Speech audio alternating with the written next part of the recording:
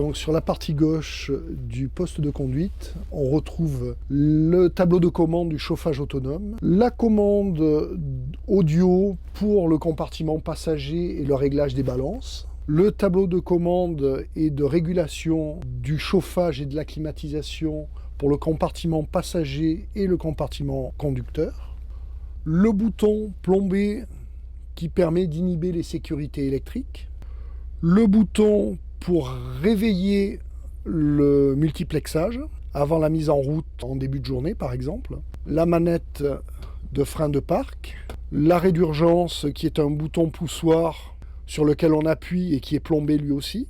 Et ici, vous trouvez un robinet pneumatique qui permet d'enlever toutes les sécurités pneumatiques du véhicule pour le défreiner. Si pour une raison ou une autre, le véhicule est en panne au milieu de la chaussée, cela permet de débloquer les freins et de déplacer le véhicule. Ici, vous retrouvez les réglages des rétroviseurs extérieurs, le bouton pour le dégivrage temporisé des rétroviseurs. Vous retrouvez le micro pour les passagers. Sur la partie gauche du tableau de bord, on retrouve les commandes monte et baisse des deux pare-soleil, un interrupteur qui permet, quand on a décompressé les portes de l'intérieur ou de l'extérieur, c'est une obligation réglementaire, une fois qu'on les a recompressés, d'annuler l'éclairage intérieur du véhicule. Ce bouton-là permet de réarmer lui aussi quand il y a eu une demande intérieure ou extérieure d'arrêt pour une personne handicapée qui veut monter ou descendre du véhicule. Les boutons qui permettent d'éclairer les antibrouillards avant et arrière. Ce bouton jaune permet d'éclairer le pictogramme, transport d'enfants. Ici, vous avez la commande de l'avertisseur sonore pneumatique si le véhicule en est équipé. Et ici, vous avez le bouton qui permet de lancer la régénération active quand la régénération du filtre à particules n'a pas pu s'effectuer dans le cycle d'utilisation du véhicule.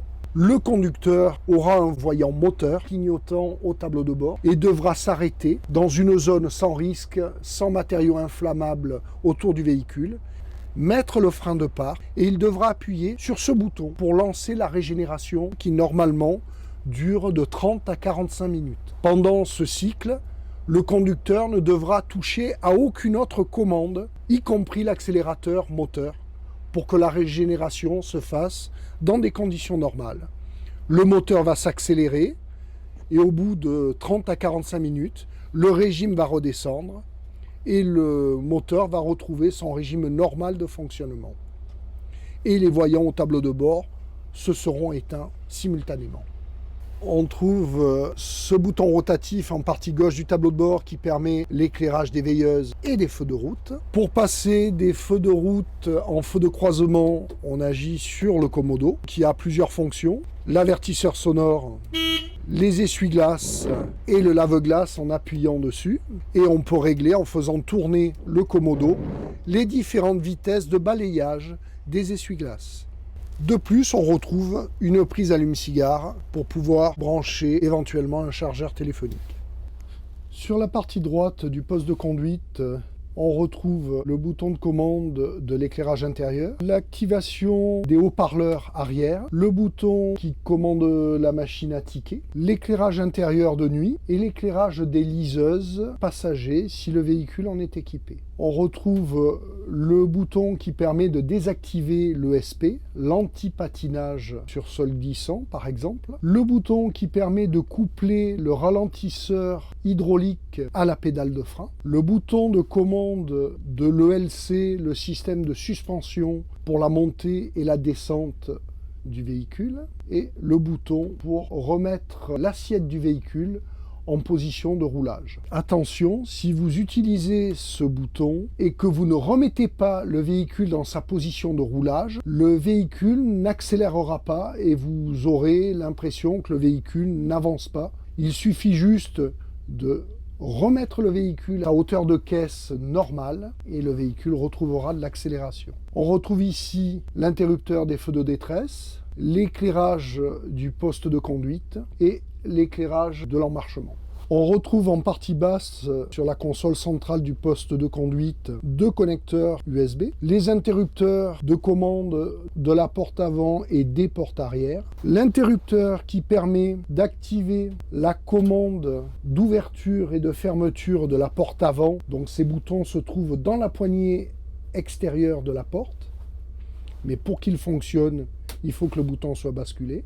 En partie basse, on retrouve le poste de radio avec le lecteur de DVD et le chronotachygraphe. Ce commodo en partie droite de la colonne de direction a 2 fonctions. Le ralentisseur hydraulique, il faut que le véhicule ait dépassé la vitesse de 20 km/h pour qu'il soit actif, et donc ça permet d'activer et de freiner, de ralentir le véhicule. Et puis il a une deuxième fonction, c'est le régulateur de vitesse à travers ce bouton, véhicule roulant, et ça permet de figer la vitesse de régulation, notamment dans les zones urbaines, et ça permet de mémoriser la vitesse maximale à laquelle le véhicule peut rouler. On retrouve en partie gauche de la colonne de direction la manette de réglage de l'inclinaison de la colonne de direction pour adapter la position du volant en fonction du conducteur, et donc ne pas oublier de reverrouiller la colonne après l'avoir réorientée. Donc en partie gauche du siège conducteur, on retrouve le bouton de réglage du dossier du siège, le bouton en deuxième position au milieu, le bouton de réglage de la dureté, de l'amortissement du siège, et la troisième position, c'est le réglage de la hauteur de l'assise. 3 boutons là se trouvent sur la partie gauche. Au milieu de l'assise du siège, on retrouve la commande qui permet de faire coulisser le siège dans son intégralité, et juste au-dessus, une poignée qui permet de faire coulisser uniquement l'assise du siège, là aussi pour s'adapter à la morphologie du conducteur et pour que les appuis soient dans la bonne position. Ici, on retrouve l'indicateur de régime moteur, le niveau de carburant, la vitesse commerciale du véhicule, ainsi que l'indicateur de température de liquide de refroidissement, le taux de colmatage du filtre à particules, le niveau d'AdBlue dans le réservoir d'AdBlue. Et les 2 barres graphes de droite affichent le niveau de pression d'air dans chacun des 2 circuits, avant et arrière.